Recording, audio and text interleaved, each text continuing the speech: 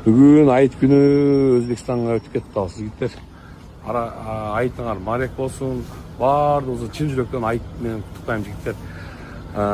Чын денсаулық, ұзын өмір. Бардығыз мұндай айттардан көрішке даған 100 есе насip қылған болсын жігіттер. Салам алейкум. Баха салон бүгін ес алалы жігіттер.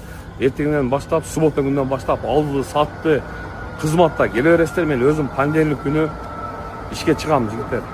Бір-екі жаңалықтарды от Өзбекстанға өтіп кетіп отам. Көрішкенше субботадан баштап еңі бір işe бара бересіздер. İştейді достар. Қызытады балаларына. Судан чачы жатына. Өзбек бір туғандарыбыз. Ассаламу алейкум.